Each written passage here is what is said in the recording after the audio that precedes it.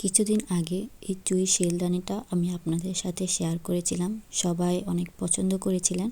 তো আজকে আমি আমার ভিডিওতে দেখাবো যে আমি এই চুড়ির শেলদানিটা কিভাবে বানিয়েছি। কিন্তু তার আগে আমি কিছু কথা বলে নিই।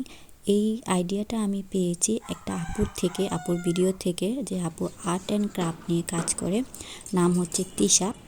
অনেকদিন ধরে ভাবছি যে আমার একটা চুড়িদানি লাগবে, তো তখনই আপুর ভিডিওটা আমার সামনে আসে আর আপুর আইডিয়াটা আমার খুবই ভালো লেগেছিল, তাই আমি নিজেও এটা বানিয়ে ফেললাম। আর এভাবেও আমার আপুর সবগুলোই আর্ট অ্যান্ড ক্রাফট খুবই ভালো লাগে, উনি খুবই সুন্দর সুন্দর আইডিয়া দেয়। তো এখানে আমি একটা পুরনো ড্রয়িং নিয়েছি, এটা আমাদের শপেই ছিল, আমাদের শপে এরকম 3টা ড্রয়ার ছিল, তো ওইখান থেকে আমি একটা ড্রয়িং নিয়েছি। কাজ করার আগে এটা যে হ্যান্ডেল আর যে লকটা আছে এটা অবশ্যই খুলে নিতে হবে। আর এখানে একটা পুরনো গ্লাস ছিল আমার দোকানে, এটাও আমার দোকানেই ছিল, এটা দিয়ে আমি এখন কাজ করব। আর আমার বয়েজে যে একটা মুরগির ডাক শুনছেন, এটা খুব ফজরে ডাকে, আসলে আমি ভয়েসটা খুব ফজরে দিচ্ছি আর আমি চাইলেও এটা স্কিপ করতে পারছি না। তো এখানে আমি লক আর হ্যান্ডেলটা ছিল যেটা, ওটা খুলে নিয়েছি আর আরেকটা ড্রয়িং নিয়েছি, এটা দিয়ে আমি আরেকটা কাজে করব। সো ওটার ভিডিও আমি পরে আপনাদের সাথে শেয়ার করব। আর এখানে যে ফাঁকটা আছে এটা বন্ধ করে দিতে হবে, আর এটা বন্ধ করার জন্য আমি ব্যবহার করছি এই ক্লেটা। ক্লে দেওয়ার আগে বাইরে একটা ছোটো করে ট্যাপ মেরে নিচ্ছি, যাতে আমার ক্লেটা খুব ভালোভাবে সেট হয় এবং দুনো পাশেই সমান থাকে। সো এখানে ক্লে দিয়ে খুব ভালোভাবে ছিদ্রটা আমি বন্ধ করে দিয়েছি। তার সাথে সাথে ছোট ছোট যে ছিদ্রগুলো ছিল ওগুলো আমি ক্লে দিয়ে সুন্দরভাবে বন্ধ করে দিয়েছি, যাতে এটা বোঝা না যায়। এরপর আমি একটা সাদা রং নিয়েছি, এটা হচ্ছে প্লাস্টিক পেন্ট, এটা দিয়ে আমি খুব ভালোভাবে পুরো ড্রয়ারটা খুব ভালোভাবে রং করব। আমি এখানে প্রায় 3টা লেয়ার দিয়েছি আস্তে আস্তে, প্রথম লেয়ার দেওয়ার পর শুকানোর পর আবার আরেকটা লেয়ার দিতে হবে এবং প্রতিটা কোণায় খুব ভালোভাবে সেট করতে হবে।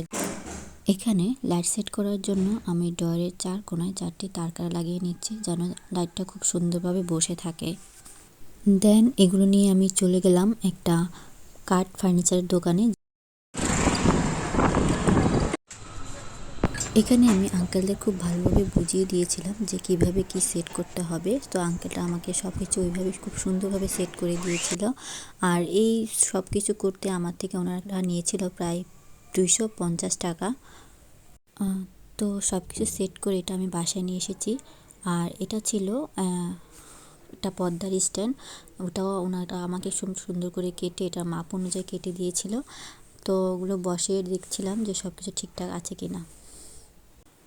আমার কাছে কিছু পুরনো মিরর ছিল, ছোট মিরর, সো আমি ভাবছি এগুলো দিয়ে পুরো কাজটা ডেকোরেট করব। তো এখানে আমি সবগুলো মিরর একদম যে উপরে যে সাইডটা আছে চিকন যে ইয়াটা, ওটার মধ্যে আমি সুন্দর করে মিররগুলো বসিয়ে নিয়েছি। আপুর ভিডিওতে আমি দেখেছিলাম ডয়ারের দুই পাশে যে খালি জায়গাটুকু ছিল তার ওই দুই পাশে আপু একটা 3D স্টিকার ব্যবহার করেছিল, কিন্তু আমার কাছে ওই 3D স্টিকারটা ছিল না, আমি অনেক খুঁজেছি পাইও নাই। পরে ভাবলাম না, যেহেতু এটা আর্ট অ্যান্ড ক্রাফটস, এখানে আর্টেরও কিছু ছোঁয়া থাকা উচিত। এরপর আমি সুন্দরভাবে লাইটটাও সেট করে নিলাম।